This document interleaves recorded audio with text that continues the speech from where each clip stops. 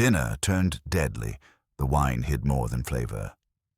Welcome to Marple Mysteries. I am your host, Harrington. Comment your city.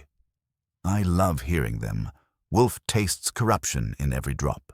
I have never believed in omens unless they arrive on my desk with a return address and a hand that has paid for registered mail.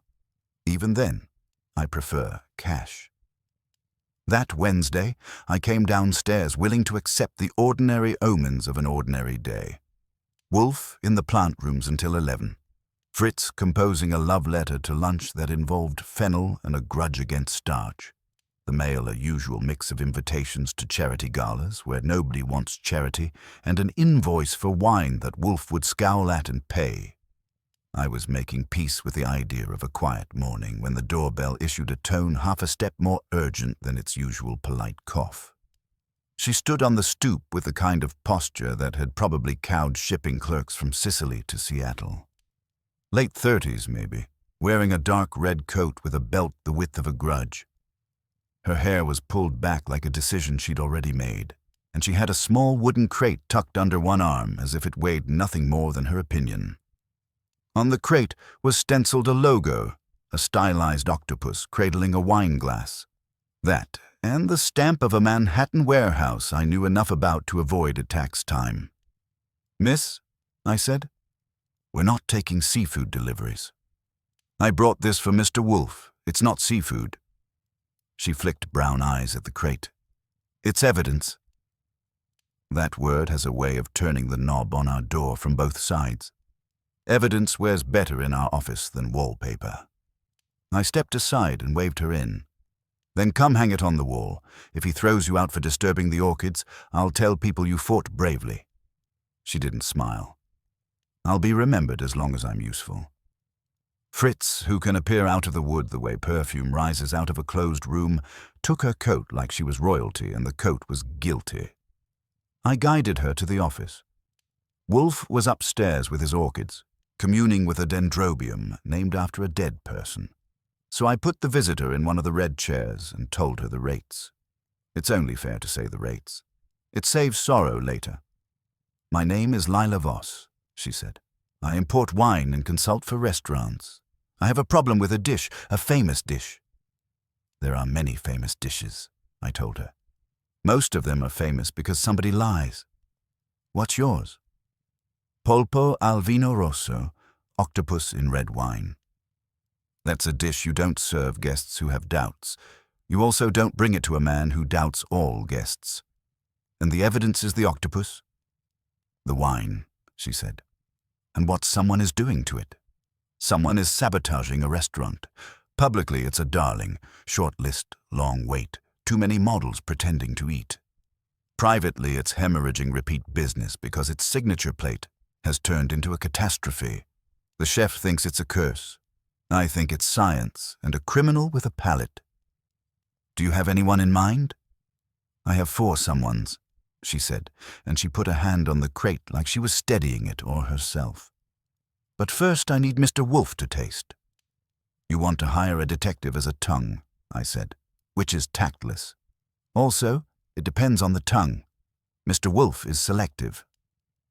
"I know exactly who he is," she said in a tone that cancelled introductions. "And I know what he eats. He once wrote a letter to my father about a 1921 Barolo that my father called a telegram from heaven with bad spelling. Your Mr. Wolfe has been my family's most infuriating customer for 15 years. Then you know he hates leaving the house. I mean for him to sit," she said, "to taste here, to tell me 2 things, what is wrong and who is doing it." I eyed the crate. "Open sesame." She unlatched the lid.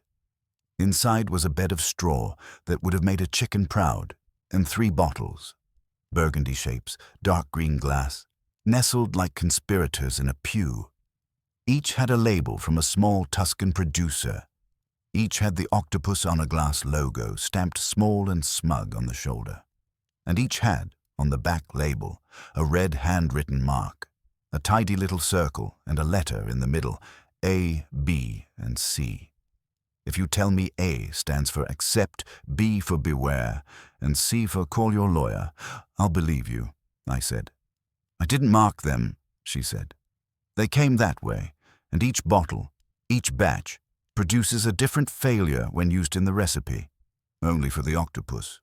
Used in other dishes, it behaves more or less like a medium-bodied Sangiovese with a Tuscan accent and a harmless past. But when it meets octopus, it turns treacherous. Mr. Wolfe will understand. Will you get him, please? It was 11 minus 10. Catching Wolfe before he descended is like catching a train you haven't paid for. I told her I'd try, which covers many sins, and went toward the hall. On the third step, the house informed me that Mr. Wolfe was already on his way down. When he comes, he doesn't come like a ship or a storm or a proverb.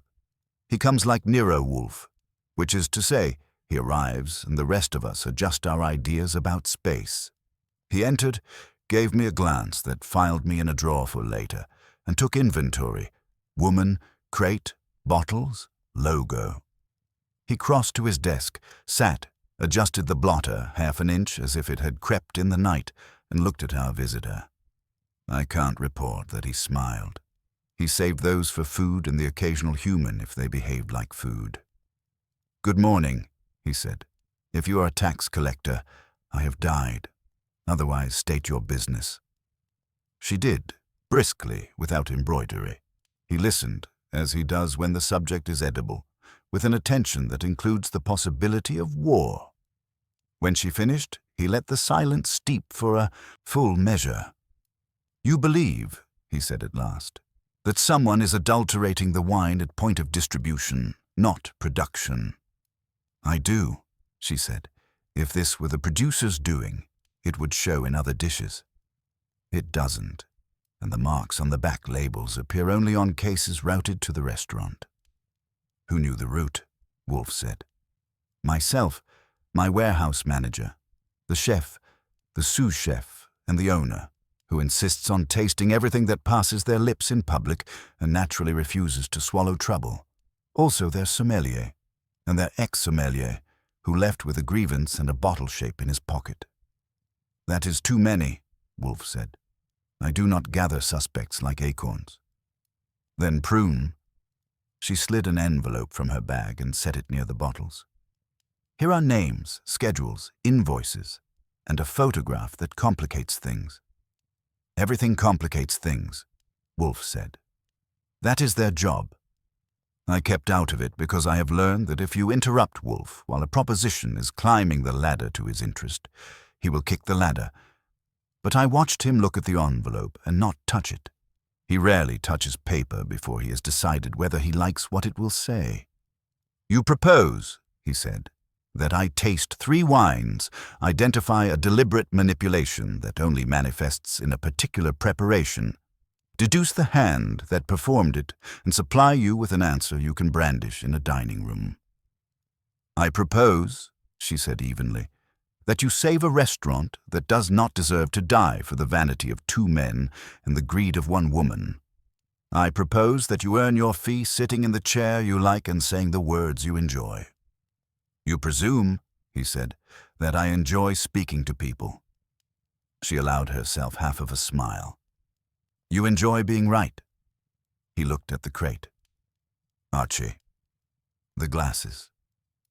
Now, there are moments in a life when you know you're going to do a thing you had not planned to do, and you know why, because someone else is doing what they were born for, and you are the witness. I fetched the glasses. Fritz arrived without being summoned, as he does when glass is in the air, with a tray arranged like a prayer. Wolfe sniffed each bottle without haste, while Miss Voss sat very still and watched him like you watch a tide you hope will bring back what it took. He frowned at A, considered B, and frowned again, differently. At C, his brows climbed and settled, like a thought had tried to get out and been told to wait its turn. He had me pour a thimble of each. He tasted A and said nothing. He tasted B and grunted, which in that context can mean either regrettable or intriguing, depending on the grunt. He tasted C and shut his eyes, not from rapture. He swallowed. Bad news is always easier to keep down than spit out, and leaned back. There is nothing wrong with these wines for their intended purpose, said. If you pour them into a glass and address a lamb chop from honest distance, they will not shame you. But you say the catastrophe attaches to the octopus when braised in wine. Yes. Then it is not the wine in the bottle, he said. It is the wine in the pot. Somewhere between cork and casserole, a mechanism meddles. Her shoulders, which had been doing a creditable imitation of calm, dropped a fraction. So you'll... He lifted a finger. I will take this case. He looked at me, and the look included the file drawer he'd put me in earlier. You will assemble for me the following: the inventory record for all cases of this label shipped to the restaurant since June, the staff roster with dates of hire and separation for any positions that touch liquid, and the kitchen's layout in plan and photographs. Also obtain, if you can without causing a riot, the recipe as used, not as printed in book or brag. Miss Voss will tell you where to ask. She gave me the address and 3 numbers as if I were a vault that only required the right combination. Wolfe went on. I will not leave this chair. You will go and sniff. You will not accuse and you will not confide. You will observe. You will return with data and impressions. You will suffer the company of cooks, and you will, if bullied, yield to my authority by telephone. I always do, I said. It's my favorite hobby. Miss Voss watched him the way people watch a judge, wanting a sentence they can live with. You took the case quickly, she said. May I ask why? You may, Wolfe said, but you will not be answered. If that sounds rude, it's because it was. But it was also Wolfe. He does not explain to clients why an itch has started. That is for the rest of us to learn when he scratches. He lifted the envelope and slit it with the ivory blade that has seen more paper than some librarians. He scanned the names in the photograph, a candid of a kitchen staff in parade formation, all smiles except one, and placed them on his desk like bait. Your fee, he said. My standard retainer is acceptable. It is, she said. I brought a check. Good, he said. Archie will provide a receipt. Fritz will provide lunch. I will provide an answer when there is an answer. Until then, you will tell no one you have engaged me. She nodded. You're worried about the saboteur moving the target. I am worried, he said, about the saboteur believing himself clever, which is more dangerous than competence. People who know the limits of their skill make fewer mistakes. She stood, efficient even in gratitude. Thank you. I don't care whom you offend, as long as you offend the right person. Miss Voss, Wolfe said as she reached the door. One more inquiry. Why the logo? The octopus? She glanced at the crate. That's the chef's doing. He likes a brand. He says the dish made him. Personally, I think he made the dish famous, and now it's trying to return the favor. Wolfe's mouth moved. If you know him, you could call it a smile and not be sued. Yes, he said. They often do.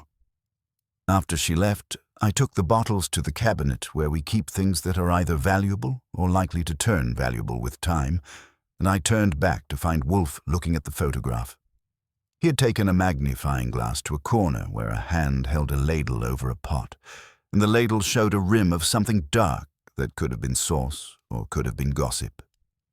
You want me downtown, I said. I want you in a kitchen, he said. Take Saul if you require a shadow, but do not let him near a stove. He doesn't care to be near heat unless he strikes it himself. You think this is personal, I said. It wasn't a question. There was an odor in the room that wasn't wine, a whisper of Wolfe's interest when it wasn't merely appetite. I think, he said, that someone has decided to stab with a spoon. There are few things more human than the desire to ruin a rival with his own pride. The dish is a boast. The boast has been turned. And you didn't tell Lila Voss why you took it. I did not, he said. I took it because my cellar was addressed without my permission. I looked at him. Her crate? He nodded. The back label, the red circle, the letters. 3 weeks ago, a case delivered here, by mistake or malice, bore such marks. Fritz sent it back. The warehouse apologized. Overmuch. This morning, the marks returned to my attention in our office like a dog that has found its way home. I dislike coincidences even when they are correct. So the brownstone has been, what? Winked at? Disturbed, he said. In potential. I will not have it. Go. He closed his eyes. Not from fatigue, but from preference. The world is easier to order when you don't have to look at it. I pocketed my notebook, checked the piece I carry in case other men aren't reasonable, and headed for the door. On the way, I stopped in the kitchen to tell Fritz we had a case in which Octopus was a suspect. Fritz sighed, the sigh of a man who had forgiven all seafood its sins for the sake of sauce. Tell Mr. Wolfe, he said, that if any wine comes here with letters on the back, I shall boil the label and keep the truth. Boil nothing without permission, I told him, and he gave me a face that said permission had very little to do with what happens in a real kitchen. By the time I hit the sidewalk, the crate's logo was still floating in my head. The Octopus raised its glass like a toast or a threat. Midtown traffic shoved the afternoon forward. If someone had decided to poison a boast with its own vintage, we were going to have company at dinner. Wolfe would stay in his chair. He always does. The rest of us would go out and make enough noise that the truth would be tired of hiding. It was, in other words, an omen. The decent kind. The kind you can bill for. The restaurant was called Il Polpo Rosso, which, if you know your Italian, means the Red Octopus. It was on 63rd near Madison, where the rent could make an honest man dishonest and the clientele considered sincerity a condiment best avoided. I arrived at 4 in the afternoon, which is when the tables were still wearing their white coats and the kitchen was just starting to sound like civilization. The maitre d', a narrow fellow with a tie that could slice bread, sized me up like a man judging whether I was there to dine or to sue. I told him I was from Epicure magazine, a trick that works better than detective when you're dealing with chefs who think a scandal is publicity with teeth. He hesitated long enough for me to note the nervous twitch under his left eye, before leading me through to the kitchen, where the air was a mixture of ambition, sweat, and something aromatic enough to remind me why Fritz insists on cooking alone. The chef, Gianni Lorca, was a big man with a smaller man's temper. His sleeves were rolled to the elbows, revealing forearms that had lost as many arguments as they'd won. His white coat bore the Octopus logo embroidered over his heart, and I didn't miss the fact that it was stitched in red thread instead of black like the rest of the staff's. He looked up when I came in, tossed a spoon onto the counter and barked, "We're not hiring." "Good," I said. "I'm not cooking." He narrowed his eyes. "Then why are you here?" "To ask about the wine that's trying to assassinate your reputation," I said. That got him. He froze, then looked around the kitchen to make sure none of his minions had heard me. "Who sent you?" "Lila Voss," I said, because I've never believed in teasing a man when he's holding a knife. His face went through a few shades of Mediterranean weather before settling on a storm. "She shouldn't have done that. This isn't a matter for outsiders." "You'd rather the critics finish the job?" I asked. "They're already circling Gianni. I read one calling your Octopus an ambitious failure. I'd call that an obituary with adjectives." He deflated a little. "It was perfect," he said quietly. 3 months ago. Then something changed. I didn't change it. The recipe hasn't moved a comma, but the dish it fights back now." "What does it do?" He turned to the pot simmering on the back burner. "It curdles. It goes bitter. Metallic. You taste iron, not the sea. The texture, it dies in your mouth. The wine is the same, but not the same. You see?" "I'm starting to," I said. "Who handles the wine before it reaches the pot?" He wiped his hands on a towel that had seen better days. The sommelier chooses, the sous chef pours. I sign off, that's all. You're sous chef. Rosa Valli, he interrupted, a little too quickly. Young, good, ambitious. She started a year ago. And the sommelier? He hesitated again, longer this time. Tobin Muir, he was the sommelier. He left 2 weeks ago. Now it's Camilla Dawn, new blood. She's fine. But Tobin, he knew the wines better than the winemakers. He said the octopus dish was cursed. Said it was revenge. From who? He shrugged. Maybe from me. That's when the sous chef appeared. Rosa Valli, mid-20s, dark hair pinned up, eyes that could pick a fight out of thin air. She gave me the once-over and said, "We're not doing interviews today." "I'm not the press," I said. "But if I were, you just made the quote page." Gianni waved her off. "It's all right. He's helping." "Helping what?" she asked, and there was an edge under the politeness. "The octopus," I said. "Apparently it's in distress." That earned me a glare sharp enough to skin calamari. "Maybe it's the cook," she said, and turned back to her prep table. There's a point in every conversation when you can tell the suspect list has started to write itself. I already had 3 names circled in my head. Gianni the artist, Rosa the ambitious, Tobin the vanished. I needed 2 more, and I knew where to get them. After a few more polite pokes at Gianni's ego, I excused myself and slipped into the front of the house. The manager, Lydia Caro, was busy berating a delivery man about invoices. She stopped mid-scold when she saw me, suspicion and curiosity arm wrestling behind her eyes. I gave her the same story, slightly edited. I'm fact-checking an article for Epicure on the sourcing of boutique wines. Miss Voss said this place had a supply issue worth understanding. She frowned. Worth understanding how? Worth money, maybe. Worth scandal, definitely. You've been receiving shipments marked with red letters, haven't you? Her lips parted, then shut. Who told you that?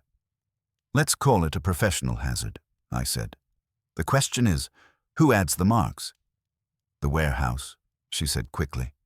Too quickly. They're coding batches, that's all.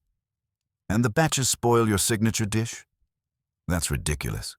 She crossed her arms, nails gleaming like her defenses. Our food is perfect. Then maybe the wine isn't. She looked away. Ask Tobin Muir, she said. He was obsessed with the marks. Said they were warnings. He quit the same week the last case came in. I thanked her and left before she decided to fetch a lawyer. Outside, the evening had crept up with the temperature, and I could feel Wolfe's instructions buzzing in my pocket like a silent metronome. Observe, don't accuse. So far, I had observed pride, fear, and a missing man, all the right ingredients for trouble. I called Wolfe from the corner phone booth. He answered on the 3rd ring with his usual economy of breath. Report. I gave him the highlights. Voss's credibility, Gianni's despair, Rosa's nerves, Lydia's half-truths, and a ghost named Tobin Muir. Describe the woman, Wolfe said.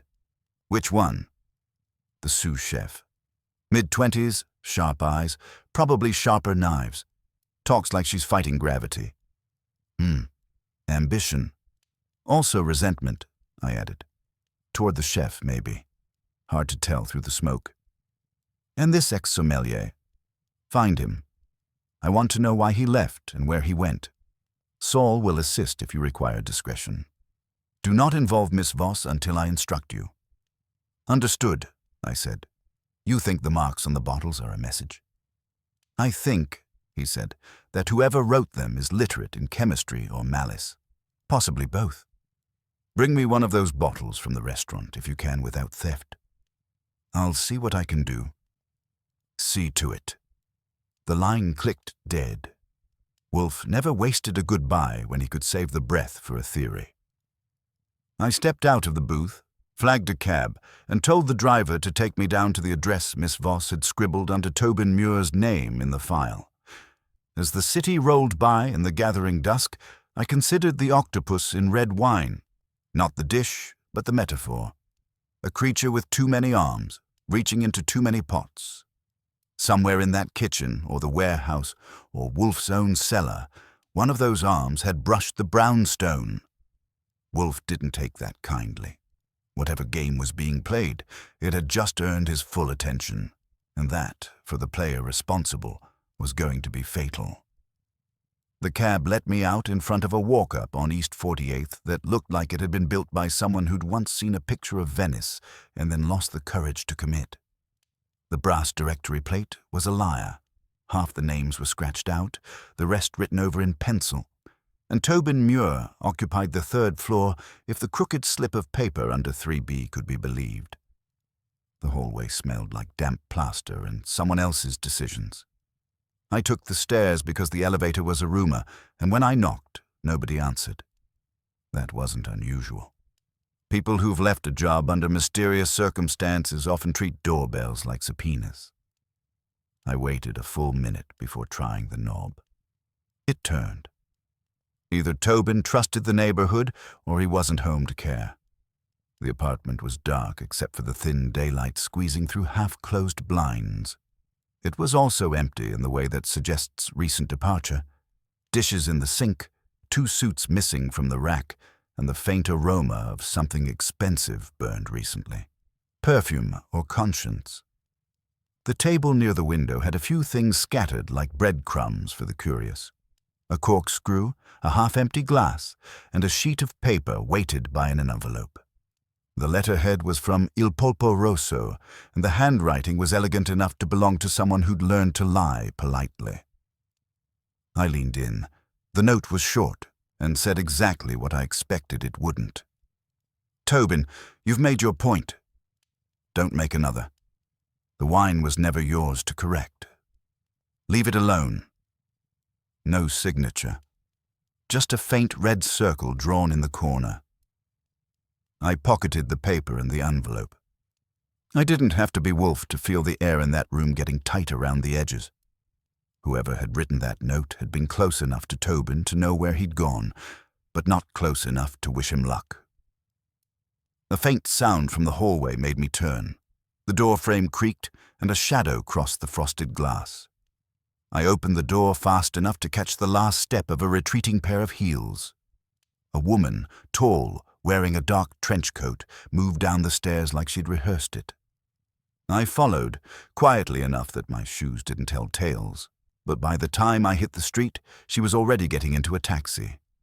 I caught only a flash of profile, fine-boned, deliberate, and a scent that reminded me of black pepper and lemons. Not something you forget. I took down the cab number and let her go. A man can only chase one clue at a time, and Wolfe doesn't pay extra for sprinting. Back in the brownstone an hour later, I found Wolfe in his chair, reading something with the same expression he gives to government regulations. Grim curiosity. He didn't look up when I came in. You have the bottle? I set it on his desk. Courtesy of Gianni Lorca's cellar. He thought I was toasting his recovery. He sniffed without approving. You risked your neck for symbolism. I prefer to think of it as initiative, I said, and handed him the note from Tobin's apartment. He read it once, twice, then laid it flat and traced the red circle with one finger. Crude. Not an emblem, a warning, perhaps even a test. Of what? Obedience, he said. Someone wished to ensure silence. And you saw no sign of Tobin? None. But someone else did. A woman. Left ahead of me. She was fast, maybe cautious. I got a partial description and a cab number. Excellent. Saul will find her. He rang for Fritz, who appeared like a dignified ghost. Fritz, ask Saul to come at once. While Fritz vanished, Wolfe leaned back, steepling his fingers. Archie, tell me again. The chef, Gianni Lorca, how does he behave under scrutiny? Like a man guarding something fragile and expensive. His pride or his business, take your pick. He blames the wine, but not himself. And the sous chef has all the makings of someone who'd like the stage to herself. Ambition, Wolfe murmured. The yeast of tragedy. And the manager? Lydia Caro. Runs the place like a private empire. She knew about the marks on the bottles and tried to pretend they were bookkeeping. If she's telling the truth, I'll retire to sell postcards. He closed his eyes briefly, as though considering a diagram invisible to anyone else. 3 motives: envy, control, revenge. The wine merely serves as the medium. Miss Voss was correct. It is not chemistry, but crime. Saul Panzer arrived in under 20 minutes, looking as calm as if he'd been waiting on the doorstep all day. Wolfe gave him the cab number and the details of my mystery woman. Saul nodded once and was gone before I could blink. Now, Wolfe said, you will telephone Miss Voss and invite her to dinner tomorrow evening. She will bring with her 1 bottle from each of the 3 marked shipments. We will perform a controlled test. I raised an eyebrow. Controlled how? In the presence of witnesses. Yourself, Miss Voss, and the chef, if he can be induced. I will taste and observe the reaction. The kitchen will remain untouched by the accused. You think the wine reacts differently depending on who handles it? I think the saboteur knows precisely how to provoke its failure, he said, and I intend to see whether it will misbehave under my roof. When Wolfe says my roof, he might as well mean the law of gravity. Nothing defies it for long. The following evening, right on schedule, Miss Voss arrived with a carrier case and an expression that didn't belong to a woman confident of her safety. Behind her came Gianni Lorca, buttoned into a darker suit than his temper deserved. Fritz ushered them in with the same poise he reserves for royalty and butchers, professionals who must be treated with caution. The dining room was already set. 3 decanters labeled A, B, and C waited beside identical glasses. Wolfe presided from his chair like an emperor expecting tribute. I stood by with my notebook, feeling a little like the court jester. Wolfe spoke without ceremony. Miss Voss, these are from distinct shipments. Yes, she said. 2 from the restaurant's cellar, 1 from my warehouse, all marked. Good. Mr. Lorca, you will prepare the reduction as you normally do, using Fritz's kitchen. Fritz will observe. I wish no tampering beyond authenticity. Lorca bristled. You doubt my honesty? I doubt everything, Wolfe said calmly. It saves time. While they moved to the kitchen, Wolfe poured a measure of each wine and inhaled, his face unreadable. When he sipped from glass A, he frowned slightly. From B, he grunted. From C, he only nodded once, which meant he was filing it under dangerous. 10 minutes later, the scent of simmering wine drifted through the brown stone. Fritz returned first, composed but pale. The sauce, Mr. Wolfe, it separated, like blood and oil. From which bottle? C, Fritz said. Gianni followed, flushed and angry. I did everything right. You saw, Fritz. The heat, the timing, exactly as always. Wolfe inclined his head. Then we have proof. The sabotage lies not in the preparation, but in the supply. Someone has tainted the wine. Selectively. Cleverly. And, he added, maliciously. Miss Voss's hands tightened on her purse. You mean at my warehouse? Perhaps. Or at the restaurant before the bottle is opened. I leaned forward. What about the red mark? The circle? Wolfe's eyes opened, sharp as flint. That, Archie, is the signature of a mind confident in its subtlety. Tomorrow you will visit the warehouse. Quietly. Find who handles the cases between registry and delivery. Someone there knows the alphabet and the art of ruin. I nodded, feeling the air thicken around us. The brownstone was silent except for the faint hum of Wolfe's satisfaction, a predator scenting the trail. Whatever this octopus in red wine really was, we had touched one of its arms. The rest, I suspected, would come reaching soon enough. By 9 the next morning, I was standing in front of Voss Import and Distribution, which sat on the far end of a block in Brooklyn that had been gentrified just enough to make you pay more for the same dust. The sign above the warehouse door was discreet, white letters on green steel, and the front office had the polished gloom of a place that moves money more often than merchandise. Inside, the air smelled of cork, cardboard, and faint suspicion. A woman behind the reception counter looked up from a ledger. "Deliveries are around back," she said automatically. "I'm not a truck," I told her. "Archie Goodwin, here to see your manager. Miss Voss sent me." That changed the atmosphere. She straightened as though someone had wound her spine. "Mr. Peel will see you. Down the hall, second door on the right." Daniel Peel looked like a man who'd learned to smile only when inventory went up. Late 40s, square shoulders, the kind of tan that either comes from golf or guilt. He gestured me into his office with a hand that probably used to wear a wedding ring and now wore a watch instead. "So," he said, "Lila's sending inspectors now. What's the problem?" "Not inspection," I said. "Inquiry. I'm helping her trace some irregular shipments. 3 specific cases of Sangiovese from the Toscano Reserve Line, marked with red circles on the labels." His eyes flicked once, just enough to register that he recognized the description. "The marks were an internal code," he said too quickly. "We were sorting defective cork lots." "That must be a popular defect," I said. "They turn up in every case that's caused trouble." "Coincidence." "I don't believe in coincidence," I said, "and neither does the man who signs my checks. You want to try again?" He gave me a look meant to establish territory, but I've been stared at by better men with worse reasons. "Fine," he said at last. "A month ago, we found a discrepancy in inventory, cases that should have been in storage but weren't. A few days later, they reappeared, unlogged. Lila thought it was a clerical error. I didn't." "Who had access?" He rubbed his jaw. 3 people, including me.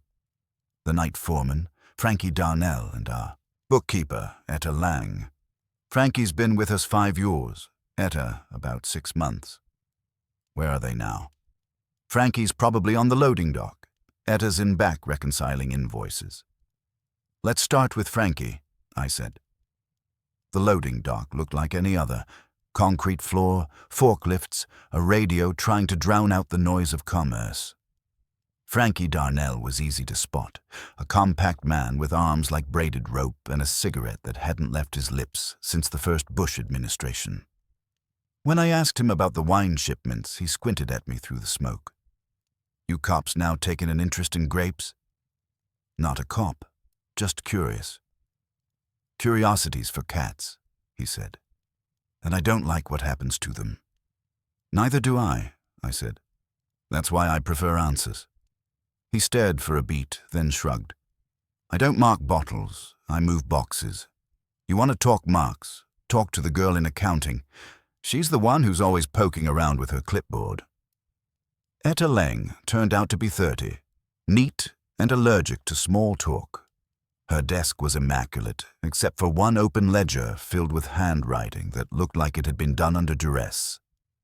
When I introduced myself, she tightened her lips but didn't ask for credentials. "I've heard of you," she said. "You work with that detective who never leaves home." "Word travels," I said. "So do shipments. 3 of yours took a detour. Care to tell me where?" She hesitated just long enough to let me know she was editing the truth. "Those cases came through my books, but I didn't handle them directly. I did notice something odd, though. The barcodes on the manifests were duplicated, like they'd been printed twice. I flagged it. Mr. Peel told me to drop it." "Did he say why?" "No, just that it was handled." "Handled how?" She met my eyes for the first time, sharp and deliberate. "By someone outside the company, a consultant." "Name?" She shook her head. "Didn't get one. The invoices came from a holding firm, Marcona Logistics. We've never used them before or since." That was enough to make my mental index cards shuffle themselves into a new order. I left her pretending to work and found a quiet payphone by the warehouse gate. Wolfe answered before the second ring. "Well," he said, "someone's been playing shell games with the wine cases," I told him. "Duplicated manifests, outside firm involved. A consultant, no name. Warehouse manager claims ignorance. Accountant smells the rot." "Good. What is the holding firm?" "Marcona Logistics. Probably as real as a politician's diet." "Check it. Saul will trace the registration. If this is a laundering path, it will loop back to one of our players. Also, retrieve one marked bottle from the warehouse. Observe who notices." I hung up and returned through the dock, where Frankie was pretending not to watch me. I found one. Case marked with the Octopus logo and a faint red circle half smudged on the back label. I hefted it, signed a fake delivery slip, and walked out. Nobody stopped me, but I could feel eyes on my back, the kind that don't blink until you're gone. Back at the brownstone, Wolfe examined the bottle as if it were a corpse. "Note the smudge," he said. "The mark was applied hastily. Post-printing, not part of production." "So our saboteur's artistic," I said, "or impatient. Did you see Miss Voss?" "Not yet." "Call her," he said. "Have her come at once." When she arrived, Wolfe handed her the bottle. "Does this resemble your previous shipments?" She turned it in her hands, frowning. "The circle's wrong. It's smaller. And this glass," she tapped it lightly, "is thicker than ours. Heavier. These aren't my imports." "Then someone has been substituting," Wolfe said, "and marking their own work to signal completion. The question is, to whom?" Before she could answer, the phone rang. Fritz brought it to Wolfe. He listened briefly, then said, "Thank you, Saul," and hung up. He looked at me. "Our ghost consultant, Marcona Logistics, was incorporated 3 months ago. The filing lists one director, Rosa Valley." I let out a low whistle. "The sous chef?" "Indeed. And she has been funneling altered wine through a shell company into the restaurant's supply chain. Ingenious. She contaminates the rival source while preserving her own reputation as savior. Perhaps she meant to unseat her employer and take his place." Miss Voss's face drained of color. "Rosa. But she's barely—" "Ambition," Wolfe said softly. "Knows no tenure." I knew that tone. It meant the pieces were aligning, but the picture wasn't finished yet. Wolfe leaned back, eyes half-lidded. "Archie, tomorrow you will invite Miss Valley to the brownstone. She will not know she is a suspect. I wish to discuss culinary science, and bring Mr. Lorca as well. It is time our octopus met its cook." The air in the room felt heavier. The net was tightening and the creature inside was beginning to stir. Rosa Valley arrived at the brownstone the next afternoon, looking like she'd dressed for a duel and expected to win. She wore charcoal gray, no jewelry, and the faintest trace of something citrus in the air. Cool, composed, and with the kind of poise that usually hides barbed wire underneath. Behind her came Gianni Lorca, equally polished but visibly unsettled. He was perspiring like a man who'd been cooking with guilt instead of oil. Wolfe greeted them from his chair, which was the closest thing he had to a throne. He didn't rise naturally. Fritz ushered them into the office and offered coffee, which both declined, and then took up a discreet position near the door as if the room might suddenly require policing. "Miss Valley," Wolfe began, his voice measured as a ruler, "thank you for indulging me. I have lately developed an interest in culinary chemistry. It seems a field where small deviations create catastrophic results." Rosa tilted her head. "That's true in most professions." He allowed himself a nod. "Indeed. In mine, for example, an extra assumption can be fatal. Tell me, how do you define balance in flavor?" She smiled, barely. "When the ingredients stop fighting." "Ah. And yet sometimes one must provoke conflict to reveal a hidden character. Suppose a dish's failure is not accidental but induced." What would you call that? Her gaze flicked not to Wolfe, but to Gianni, who looked like he'd rather be anywhere that didn't contain her or the question. Sabotage, she said simply. Precisely, Wolfe said. And now we must determine whose hand wields the spoon. She folded her arms. If this is about the restaurant again, I've already told Miss Voss everything I know. The wine, the recipe, the timing, none of it comes from me. Wolfe leaned back, eyelids half closed. Miss Voss has been most forthcoming. However, new information has emerged. We discovered an intermediary company, Marcona Logistics, inserted into her distribution chain. You are listed as its sole director. Rosa didn't blink. A side venture, she said smoothly. Temporary. I was consulting on storage optimization for a friend. It has nothing to do with the restaurant. Gianni turned to her, incredulous. Storage optimization, you never said... Because it was private, she snapped, then caught herself and softened the edge. Chef, I didn't think it relevant. Wolfe's eyes opened fully now. It is relevant, Miss Valley, particularly since several adulterated wine shipments passed through that company's registry before arriving at Il Polpo Rosso. Her composure cracked just enough to let a little fear show through. That's impossible. I never touched the product. Perhaps not directly, Wolfe said, but you touch the paperwork. And sometimes, in business as in cookery, the ink is what spoils the flavor. I'd been watching the exchange, ready to step in if tempers boiled over. Gianni's face had gone an unpleasant shade somewhere between wine and rage.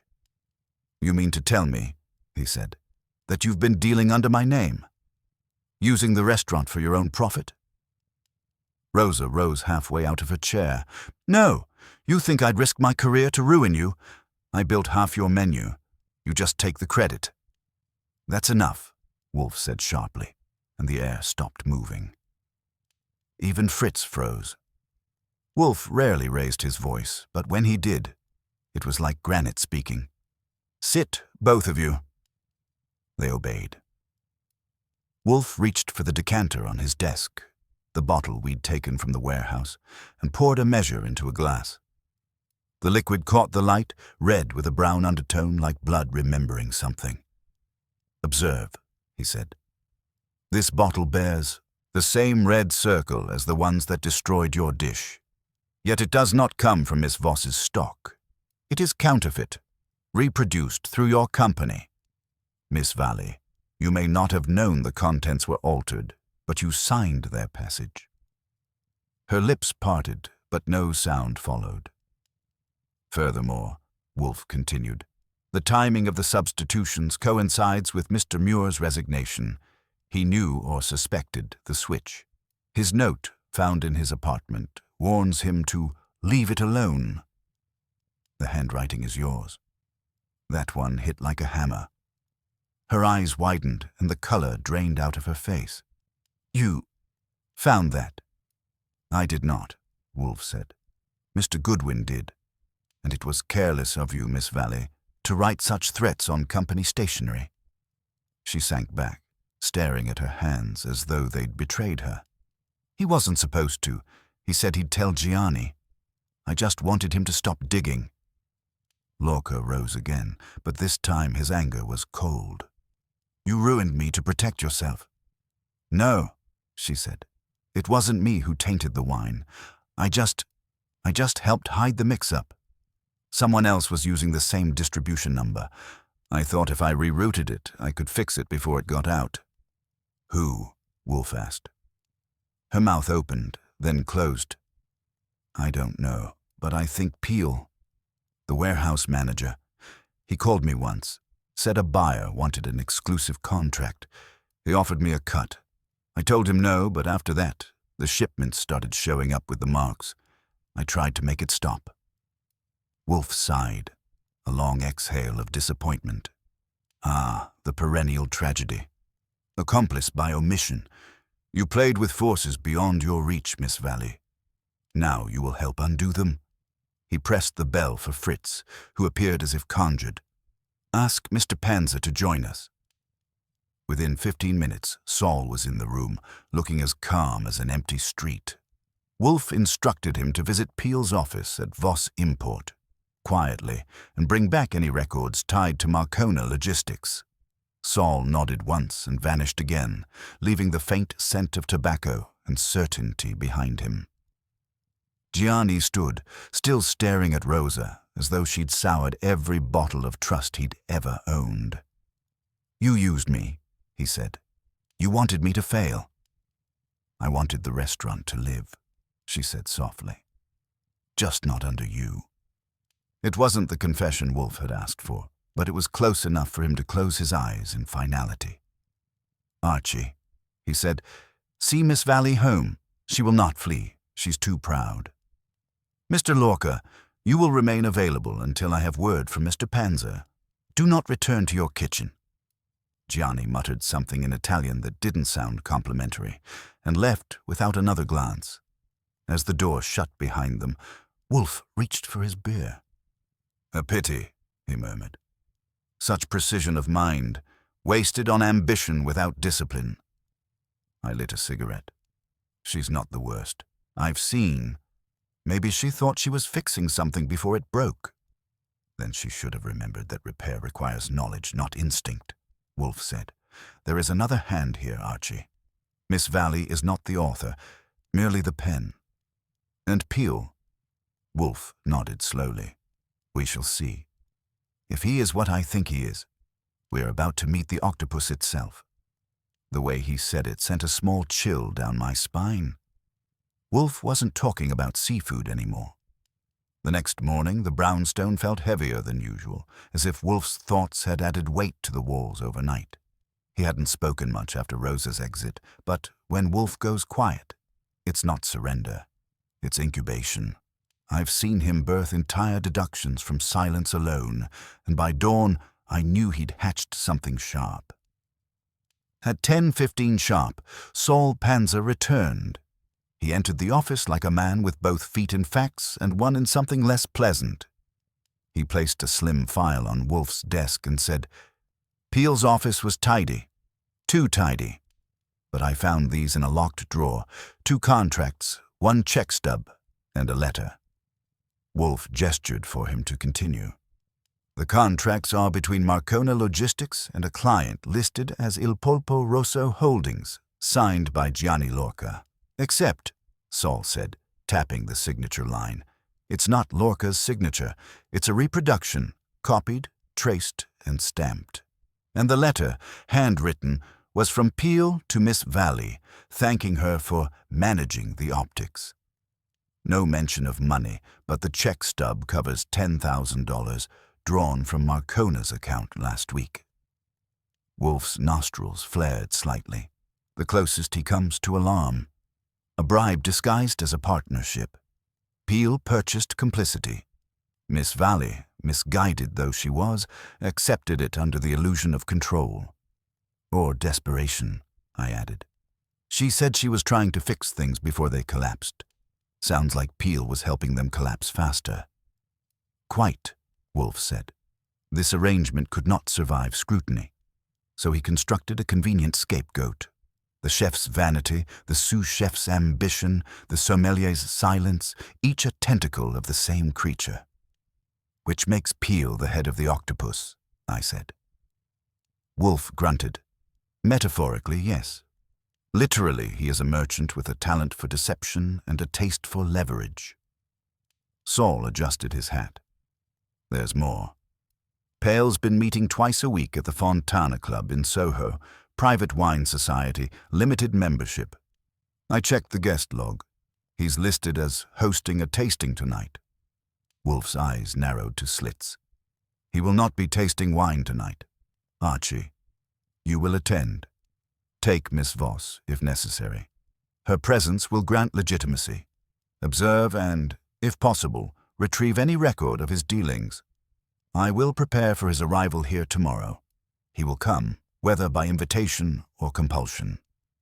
Saul left to make arrangements, and I called Miss Voss. She answered with the kind of tone that tells you she hasn't slept well and doesn't trust the daylight.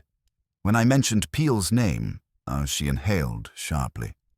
"He was my father's protégé," she said. "I should have known. He's been handling shipments independently for months, claiming he was smoothing customs delays. If what you're saying is true, he's been bleeding my company dry." "That's not all he's been doing," I said. "He's been doctoring your product and hanging the blame on your clients. I'm going to the Fontana Club tonight to see what else he's hiding. Wolfe wants you to come along, officially, as the concerned proprietor." There was a pause, then Steele. "Tell Mr. Wolfe I'll be there, and I'll bring the ledger copies he's been falsifying. It's time someone paid for this." By the time I reached the Fontana Club, dusk had wrapped Manhattan in its favorite color, expensive shadow. The place was the kind of establishment that pretends it doesn't exist. No sign, no windows, and a doorman who looked like he could remember Prohibition firsthand. I gave my name, said I was with Miss Voss, and was waved through after a glance that would have stripped wallpaper. Inside, the lighting was low and the conversation lower. Peel stood near the back, glass in hand, wearing the same polished confidence he'd shown me in his office. Only this time it had an audience. The crowd around him, importers, critics, one or two restaurateurs, laughed a little too readily at his jokes. Miss Voss entered beside me, calm but pale, a study in quiet fury. I watched Peel as he poured from a decanter into 3 glasses. His movements were precise, almost reverent. When he saw us, his smile flickered, just slightly. That was enough to confirm Wolfe's diagnosis. A man expecting the blow, hoping it wouldn't land yet. "Lila," he said smoothly, "you didn't tell me you'd be attending." "Neither did you," she said, her voice smooth as chilled wine. "I thought I'd see what you've been doing with my shipments." He laughed, light, but his knuckles whitened on the glass stem. "Come now. Business needs initiative. I've been protecting your interests." "By forging my client's signature?" I asked. The smile faltered entirely now. "Mr. Goodwin," he said, "this is a private event. If you have accusations, you'd better have proof." "Proof," I said, pulling a folded copy of the contract from my pocket, "is what I came for." I laid it on the nearest table. "This one's signed by Lorca. Only problem is, Lorca never saw it. You and your fake logistics firm have been shipping tampered wine under his name to tank his restaurant and corner the supplier market. Convenient, isn't it?" The people nearest us turned quiet, scenting the smoke before the fire. Peel's face hardened. "You're mistaken," he said, coldly. "That's a fabrication." "Funny," I said. "That's what you're best at." He stepped closer, lowering his voice. "You have no idea who you're interfering with." "Maybe not," I said, "but Wolfe does, and he wants to see you in the morning." For a moment, the mask slipped completely. There was fear there, deep, reluctant, and old. He knew the name. Everyone in our line of trouble eventually does. "Tell your employer," he said finally, "that I'm not in the habit of dancing to another man's tune." "Then make sure you wear something formal," I said. We left before the conversation could find new enemies. Miss Voss was silent until we reached the curb, then said softly, "He'll come." "He'll have to," I said. "Wolfe doesn't leave many exits." Back at the brownstone, Wolfe listened without interruption, eyes half-lidded. When I finished, he said, "He will come, yes. Pride demands it. He will attempt persuasion, perhaps intimidation. Either way, he will confess. The pattern is clear." "What's the pattern?" I asked. "The octopus, Archie. Every tentacle reaching to conceal the body. Miss Valley's guilt, Lorca's vanity, Voss's trust, they were camouflage. Peel is the mind, and tomorrow we sever it." He reached for his beer, the gesture final as a gavel. "Fritz, prepare the dining room. We will have guests." Again. And as the clock ticked toward midnight, I realized what Wolfe meant. We weren't setting a table. We were baiting a trap. By the time noon came around, the brownstone was ready for war. Fritz had set the dining room as if for a peace conference, crystal, linen, and order so perfect it might have shamed a surgeon. But this wasn't for lunch. This was for leverage. Wolfe had decided that Peel wouldn't merely be interrogated. He would be cornered in an environment he could neither charm nor command. The invitations had gone out early. Peel was told it was a resolution meeting concerning the matter of Il Polpo Rosso, hosted by Nero Wolfe to ensure discretion and goodwill. Miss Voss had signed the note herself, which was enough bait for a man who believed every problem could be solved by talking long enough to outprice it. Gianni Lorca and Rosa Valli were also summoned, separately, under the pretense of closure. Wolfe had a sense of theater, and he liked his audience uneasy. At 12:15, Peel arrived. His suit was darker than the last time I'd seen him, his smile sharper, his confidence fraying only at the edges. He shook my hand like a man practicing restraint and followed me into Wolfe's office. Wolfe didn't stand. He never does. But he did incline his head slightly, which for him was practically an embrace. "Mr. Peel," he said, "thank you for your punctuality." "Miss Voss asked me to come," Peel said, taking a seat without being invited. "She said there's been some confusion. I intend to clear it." "Indeed," Wolfe murmured. "Confusion is the plague of business. I detest it. Let us cure it." Miss Voss entered then, cool as snowfall. Behind her came Rosa Valli, pale but composed, and finally Gianni, who looked like he'd been chewing on regret all morning. I closed the door behind them and took my usual post by the globe stand, half guard, half audience. Wolfe rested his fingertips together. "Mr. Peel, you have been employed under Miss Voss for 15 years, I believe?" 17, Peel corrected. "I managed the transition after her father's death. I've kept the company solvent through every obstacle." "Commendable," Wolfe said. "And yet in recent months, certain shipments under your supervision have developed a peculiarity. Wine that is not wine. Bottles that do not belong to Miss Voss's inventory. Labels that lie." Peel's jaw tightened. "If this is about the Marcona misunderstanding, it's being exaggerated. Minor clerical overlap. I've already instructed my staff to rectify it." "Ah," Wolfe leaned back. "Rectify. Such a useful euphemism. Tell me, does rectification include forgery? Does it embrace the deliberate ruination of a client's reputation?" "I beg your pardon?" "Do not," Wolfe said softly. "My patience is dearer than your indignation. You forged Gianni Lorca's signature on distribution contracts to divert adulterated stock to his restaurant. The same bottles you substituted in Miss Voss's supply under the guise of logistical error. You profited through a third entity, Marcona Logistics, conceived by you, registered under Miss Valli's name, to disguise your trail. You used her ambition as bait, her ignorance as shield." For a moment, no one spoke. Peel's hand twitched once on the armrest. Then he laughed, a brittle, calculated sound. "That's quite a story. Do you also write novels, Mr. Wolfe?"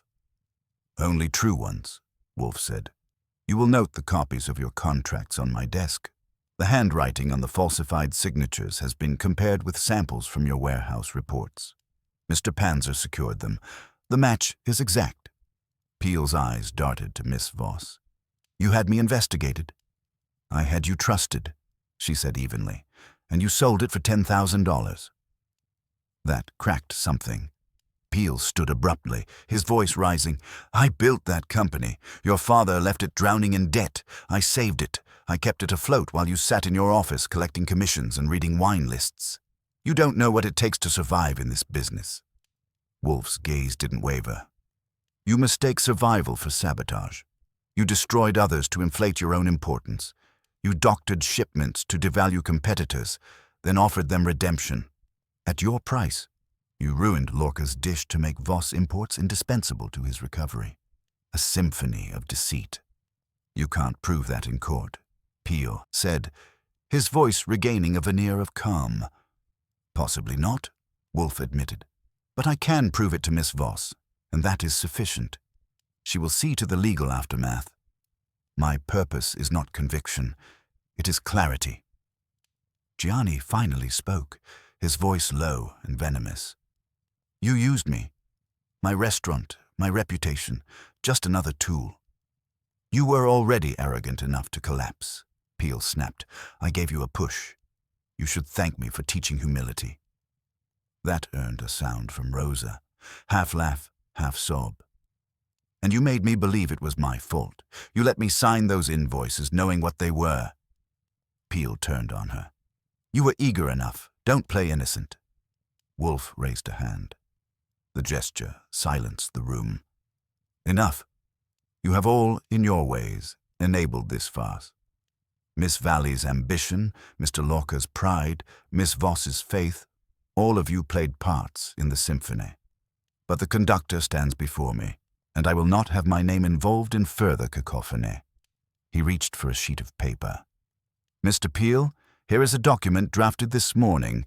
It is a confession of professional misconduct addressed to Miss Voss, witnessed by myself and Mr. Goodwin. You will sign it. Peel's face twisted. And if I refuse?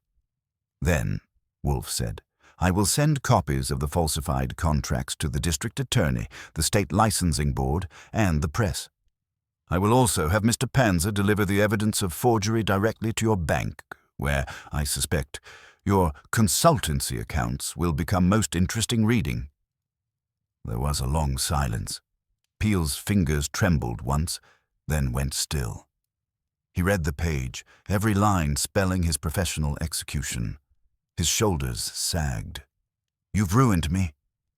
No, Wolfe said. You did that. I merely illuminated it. Peel signed. The pen scraped across the paper like a resignation letter from conscience itself. When it was done, Wolfe nodded toward me. Archie, escort Mr. Peel out. He will not return. Peel rose, glanced once at Miss Voss, something between hatred and regret flickering in his eyes, and left without another word. When the door closed, Wolfe turned to the remaining trio. There is now the matter of restitution. Miss Voss, you will recover what funds were diverted through Marcona. Mr. Lorca, your reputation will be repaired. Miss Valley, your complicity was inadvertent but not innocent. I suggest you abandon your career in administration and return to the stove, where failure harms only flavor. Rosa nodded, her face pale but grateful. Gianni murmured something that sounded like agreement. Miss Voss, though shaken, stood straighter than before. When they'd gone, Wolfe leaned back, eyes half closed. Archie, he said, remind me to tell Fritz that Octopus is banned from my table for 6 months. Its symbolism is too literal. Sure, I said. And if anyone asks what happened to the head of the E, Octopus? Wolfe opened one eye, the faintest glint of satisfaction within it. Tell them it drowned in its own ink. He reached for his beer, and the brownstone, as always, began to breathe again. For the next 2 days, the brownstone sank into one of those silences that means the storm has passed, but the thunder's still echoing somewhere far off. Wolfe had declared the matter resolved, his words, and instructed me to forward Peel's signed confession to Miss Voss's attorney. That, plus a phone call from Saul confirming that Peel had quietly cleared out of both his office and the Fontana Club, gave the case its official end. But endings in our line of work don't always feel tidy. Sometimes they just smell faintly of smoke and unfinished business. Fritz, for one, seemed relieved. He served dinner that evening with the enthusiasm of a man liberated from culinary blasphemy. No seafood tonight, he said solemnly as he set down the plates. We shall have lamb. Peaceful animal, clean conscience. Wolfe only grunted approval and turned his attention to the roast as if it had personally restored order to civilization. He ate in silence, which is his version of grace. I let him have it for a while, but after dessert, I could feel the weight of unasked questions hanging between us like humidity. "So," I said, leaning back. Another tentacle clipped. "Peel gone, Voss vindicated, Lorca's reputation saved. That should be a full stomach for any detective. Yet you look like you're still chewing something tough." He dabbed his mouth with a napkin, set it down precisely, and regarded me over the rim of his glass. "You are perceptive, Archie. It is a quality I value, even when it irritates me. Indeed, something remains unpalatable. Don't tell me the sauce was wrong. No, the sauce is perfect. The human seasoning, however, is not." He gestured toward the files on his desk, tidily stacked but not forgotten. "Peel's confession is complete but insufficient. It accounts for greed, for vanity, but not for motive's precision. He risked discovery for profit, yes, but profit alone does not explain the selectivity of his sabotage. He targeted Il Polpo Rosso deliberately, not as opportunity, but as vengeance." I frowned. "Vengeance for what?" Wolfe's eyes half closed, the signal that thought was boiling under low flame. "Peel's record at Voss Imports shows a steady ascent, a man of ambition without imagination. But 2 years ago, he submitted a proposal to expand distribution partnerships, an expansion that would have placed him in independent control. Miss Voss rejected it. Her reason, by her own admission, was ethical. She distrusted his methods. From that moment, his loyalty curdled into rancor. He waited, plotted, and when Il Polpo Rosso became the company's showcase account, he found his lever. Destroy the restaurant, discredit the supplier, and the chain collapses. He would then emerge as the savior with a solution. I let out a low whistle. So the Octopus wasn't just a brand. It was a metaphor for his plan, arms everywhere, reaching into every pot. Wolfe inclined his head slightly. A self-portrait, unintentional but apt. The man's genius lay not in invention but arrangement. He did not poison the wine himself. He sublet corruption. Meaning. Meaning, Wolfe said. He had an accomplice outside the company. Someone with access to the product before distribution, skilled enough to alter it subtly and leave no trace in standard tests. We assumed the adulteration occurred in the warehouse. It did not. I straightened. Then where? At the source, he said softly. In Tuscany. That hit like a cork popping under pressure. You think Peel had help from the winery? Not the winery itself, but an intermediary. Likely a local agent managing exports. The marks on the bottles, the red circles and letters, those were never random. They were instructions, a code used to track which cases had been tampered with for specific destinations. I stared at him. So even now, someone's still out there, still marking shipments. He nodded once. Precisely why we cannot call this concluded. Miss Voss's reputation depends upon ensuring that no further taint occurs. Tomorrow, you will telephone her. Advise her to halt all imports from that particular vineyard until we confirm integrity. Then you will meet with Mr. Lorca, discreetly. He may believe himself restored, but I wish to confirm there are no lingering effects in his kitchen supply. Pride, like wine, spoils if not bottled properly. I knew the tone. It wasn't a request. I spent the next day following orders. Miss Voss, when I called, agreed immediately to suspend all shipments pending Wolfe's verification. She sounded almost relieved to be doing something final, concrete. Lorca, on the other hand, took the news like a personal insult. "I've checked every bottle myself," he insisted over the phone. "No marks, no substitutions. I will not close my kitchen for a phantom." "You'll do as advised," I told him, "or you'll have another phantom, this time of customers." By late afternoon, I was back in the brownstone, filing the final reports. Wolfe was in the plant rooms, coaxing some stubborn orchid to bloom. When he finally descended, he carried that air of quiet satisfaction that means the puzzle has decided to behave. "Miss Voss telephoned," he said. "She located the export agent. He disappeared from his post a month ago, shortly before our investigation began. Apparently, he had received an advance from a private buyer with interests in American distribution. The trail, for now, ends there. So we've chased every tentacle, I said, and the heads vanished into the deep. Wolfe nodded. As they often do, but that is no failure. We have excised the infection from our own shores. The rest belongs to the tides. He reached for his burr, poured deliberately, and leaned back with the air of a man reclaiming his peace. This affair, he said, reminds me why I detest commerce. It pretends to be civilized, but its appetites are more savage than the jungle. Money does not corrupt. It merely provides flavor for those already spoiled. Remind me never to order dessert in a metaphor, I said. He gave me a sidelong glance, the faintest twitch at the corner of his mouth. Archie, if wit were virtue, you might be tolerable. Coming from you, that's almost affection. Fritz appeared then to announce that coffee was ready. The familiar rhythm of cups, the low murmur of the city outside, the weight of a case closed but not forgotten, it all settled into the kind of calm Wolfe savored. He sipped, exhaled, and said, "Justice, in this instance, is not served by law but by exposure. That will suffice." And that was that. The brownstone reclaimed its stillness. No more visitors, no more crates marked with symbols, no more talk of sabotage disguised as cuisine.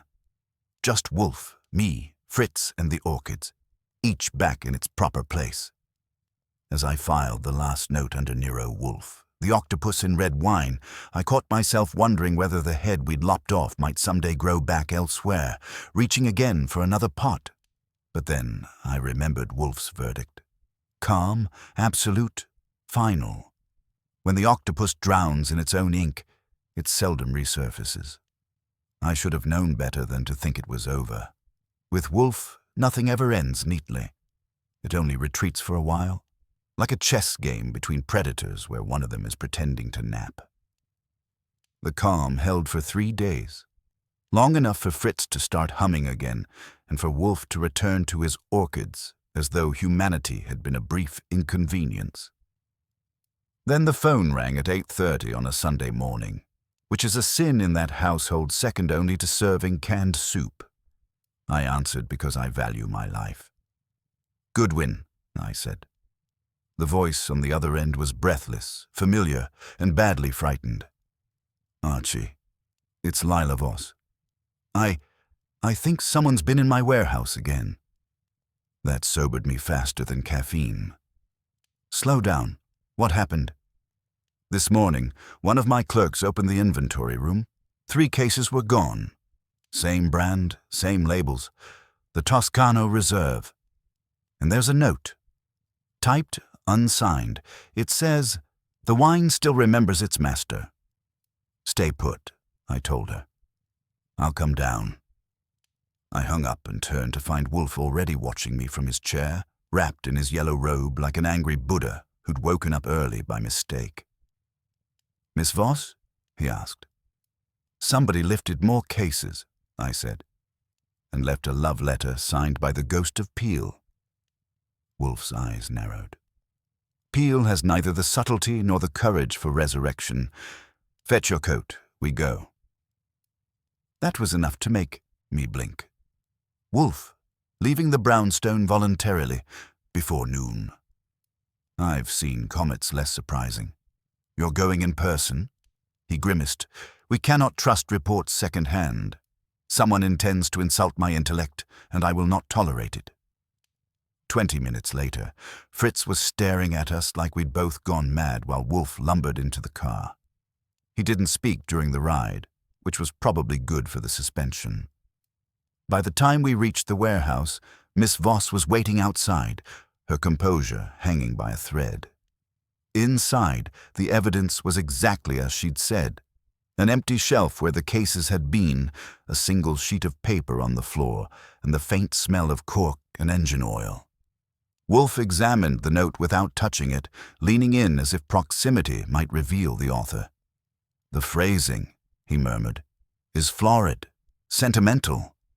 Peel would have written something practical, not poetic. This is another hand, perhaps one loyal to him, perhaps one opposed. Either way, it implies continuation. I glanced at the open loading bay. Security? Miss Voss shook her head. No forced entry. Whoever did it had keys or knew how to bypass the locks. That narrows it, I said. Your staff? They're terrified, she said.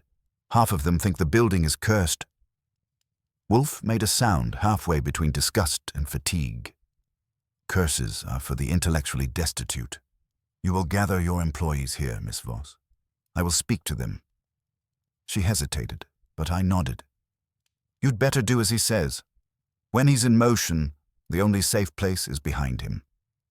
10 minutes later, the staff, 8 men and 2 women, stood in uneasy formation by the crates. Wolfe addressed them like a headmaster lecturing delinquents. Ladies and gentlemen, you are victims of contagion, not of wine, but of deceit. The theft this morning was not theft at all. It was removal. Someone wishes to erase evidence before it reaches the authorities. I require names of anyone who has accessed this floor after hours in the past week.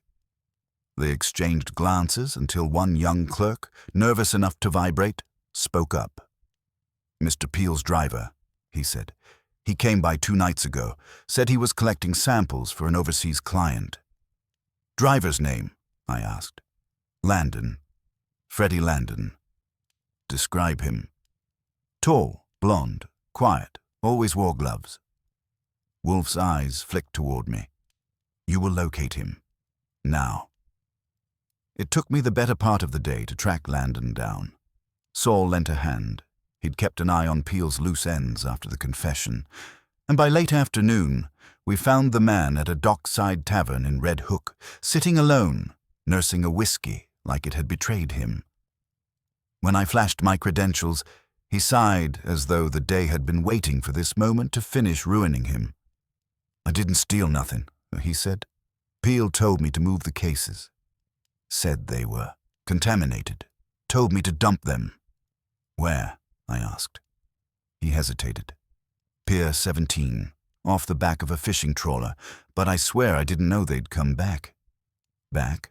He nodded. 2 nights later, a guy I never saw before brought 3 different cases to the same spot. Paid me $500 to store them in a warehouse upstate under Peel's name. Said it was unfinished business. That was enough to get Wolfe on the phone. He listened in silence, then said, Bring him here. By evening, we had Landon seated across from Wolfe in the office, sweating through his collar. Wolfe questioned him with the calm precision of a surgeon trimming away lies. Within 15 minutes, the story emerged. The man who'd hired him wasn't Peel, but someone claiming to represent him. A foreign accent, Italian or near enough. Well-dressed, carrying an envelope of cash and a list of serial numbers that matched the missing wine. Wolfe steepled his fingers. Peel's accomplice abroad, he said. The unseen tentacle I mentioned. It appears he prefers the taste of unfinished schemes. Landon's hands trembled. He said the wine was proof. Proof of what? Of corruption, Wolfe said quietly. Proof that could still discredit Miss Voss if released to the right authorities. A final attempt at blackmail. Peel may be disgraced, but the man in Tuscany, our phantom vintner, intends to profit from the ashes. I leaned forward. So what now? Now, Wolfe said, we close the loop. Miss Voss will arrange for an immediate recall of every case of Toscano Reserve under her brand.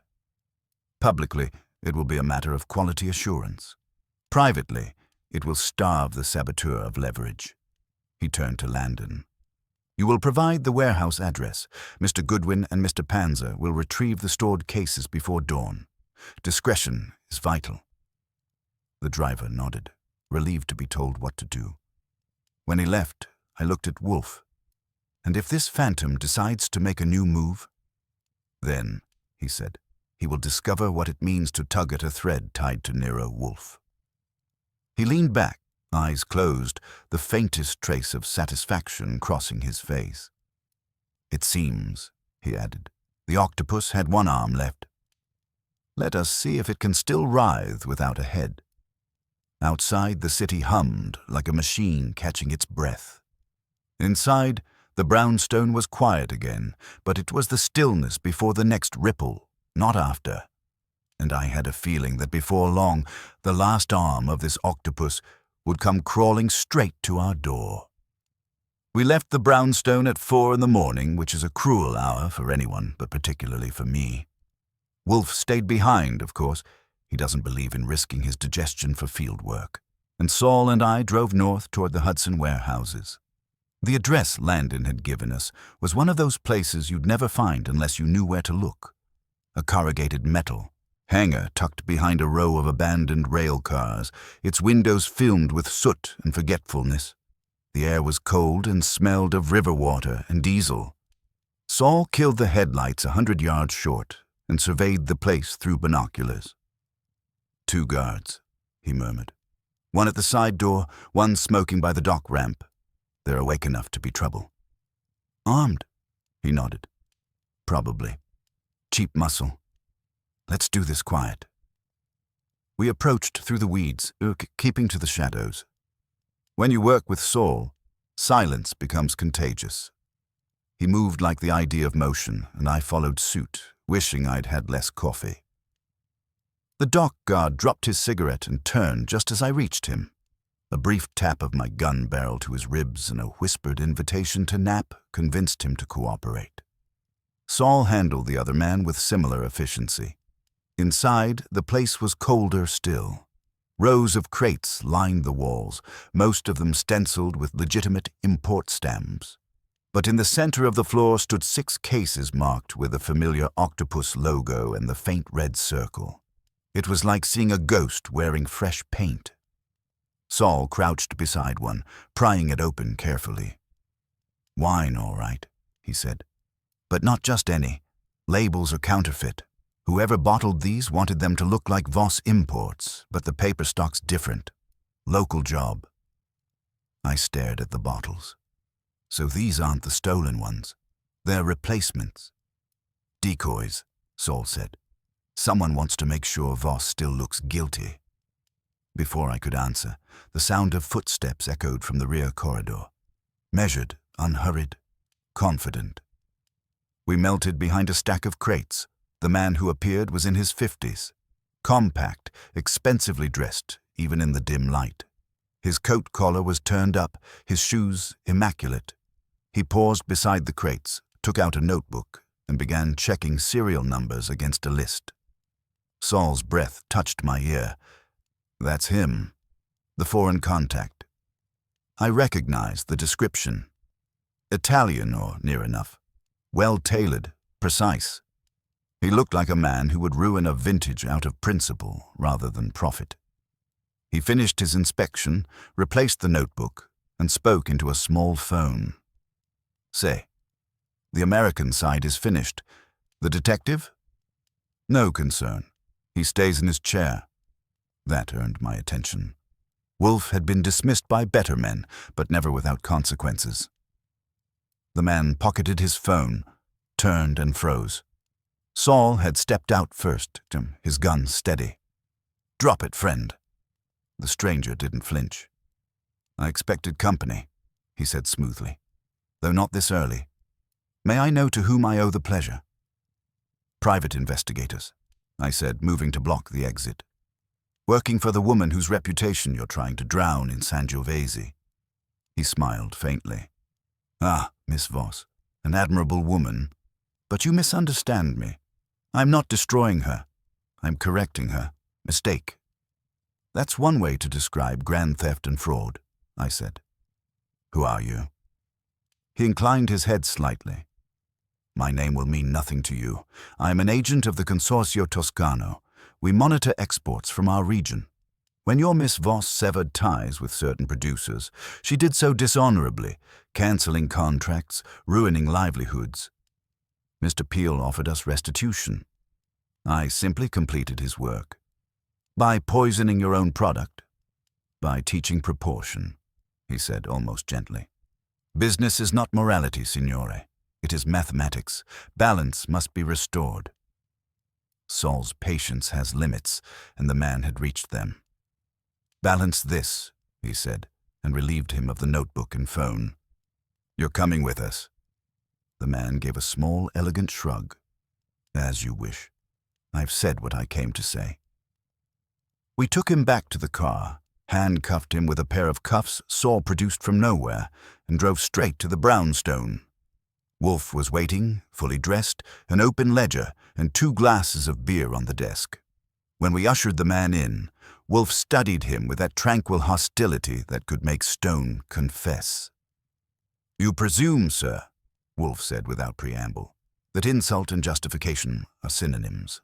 They are not. Sit." The man obeyed, unruffled. "You are Nero Wolfe."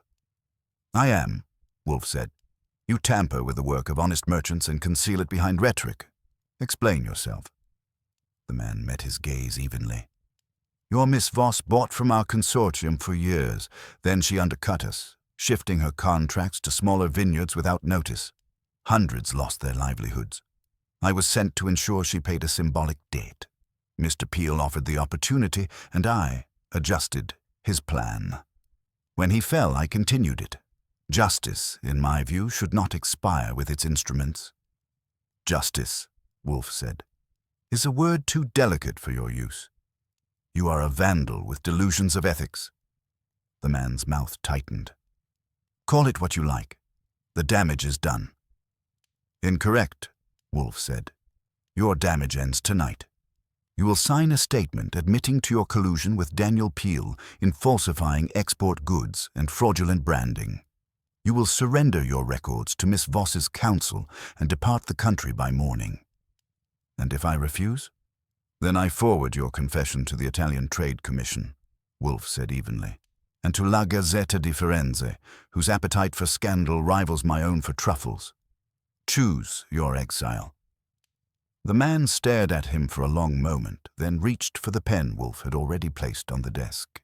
He signed with a slow, deliberate hand. When he was gone, escorted out by Saul, the house exhaled. Wolfe leaned back, closed his eyes, and murmured, "An arm without a body cannot thrive. We have trimmed the last." I lit a cigarette. "So that's it? No more Octopus?" He gave me a look that almost passed for a smile. "There is always another octopus, Archie, but rarely one so ambitious as to swim into my dining room." He raised his glass, savoring a slow sip of beer. "To appetites restrained, and to those who overreach, may they always meet a palate discerning enough to spit them out." Fritz appeared in the doorway, announcing that lunch was ready. Wolfe rose, slowly, magnificently, and followed him out, leaving me to file the papers and lock the door behind the last ghost of the case. The brownstone felt quiet again, restored, as if it had watched evil come in through the front and leave by the servant's door. Wolfe would call it balance. I'd call it justice with a garnish of irony.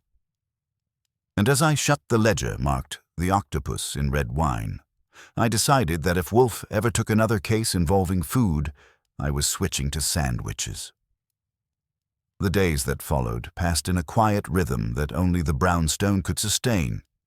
Me at my desk, catching up on correspondence, Wolfe in his chair either dictating letters to lawyers or inspecting Fritz's menu revisions as though they were royal decrees. The air of tension that had lingered for weeks finally began to dissolve. Even the orchids seemed to bloom brighter, though Wolfe would attribute that only to his own care, not to any improvement in the human atmosphere. Miss Voss came by on the 4th afternoon, a bouquet of gratitude disguised as professionalism.